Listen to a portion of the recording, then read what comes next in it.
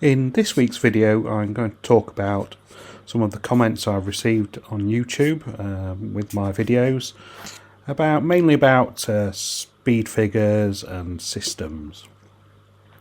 Now, as I've previously said in other videos, when looking at races, the mindset of a punter can be very much based on what has happened previously.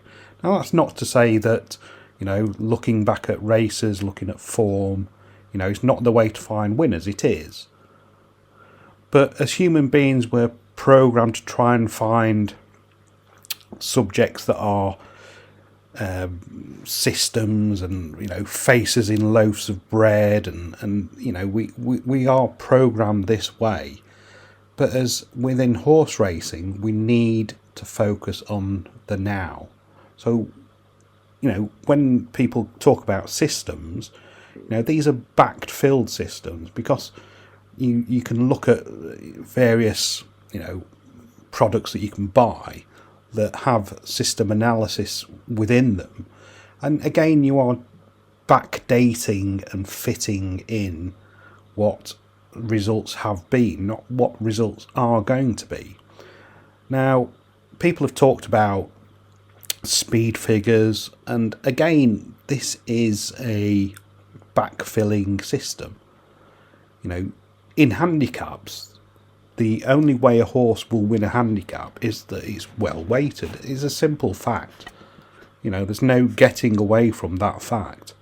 Handicaps are designed to give every horse an equal chance, but obviously, if a horse has been running over the wrong distance and it's dropped back down in distance, the chances are that that handicap mark will have fallen if it's been beaten 6, 7, 8 lengths and 5 furlong races, when it's a 7 furlong horse.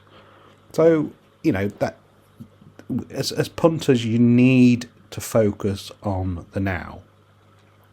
Now, when it comes to graded races, Group 1s, Group 2s, Group 3s, these tend to be won by horses, obviously, that aren't well handicapped, but have a class edge. Now, a class edge can be something like Frankel was many years ago. He obviously was much, much, much better than his rivals for those years he raced. So these are, things you can see with your own eyes. You don't have to look at speed figures and stride patterns and things like that. When you're trying to find winners in the big races, the Guineas and Derby and things like that, watch the horses. Just watch their previous performances. You'll soon be able to glean what a good performance is, what an exciting horse might look like. You don't need speed figures, you don't need stride pattern data to tell you, what a horse is capable of. But getting back to systems, I've had people saying, how about a system of front runners over a mile? You're just losing track of what you should be looking at. You shouldn't be trying to find systems that are backdated into what's happened previously. And the other thing is trends. I had one chap saying, 10-year trends of Cheltenham, he backed lots of winners. Well, that's fine, okay. Why not 5 years or 2 years or 25 years? You're basically fitting in over a set period of time the system that gives you the best reward. If you can supply me with the winners for this coming Cheltenham in March, hopefully, fingers crossed, then, I will be impressed. So if that person would like to put, his or his Cheltenham selections down a week before or the day before racing starts and they all win on his 10-year trends, I'd be impressed. But, chances are they won't, will they? So, we, as punters, we need to get away from this backdating and backfilling ideas. Just concentrate on your race today. As I've said previously, you could just look at the most difficult race of the day, with the biggest price favourite. Just look at the race, look at the replays of the horses. Use your own eyes. Get to feel what the horses capable of. Is it well? If it's a handicap, is it well handicapped? Is it improving?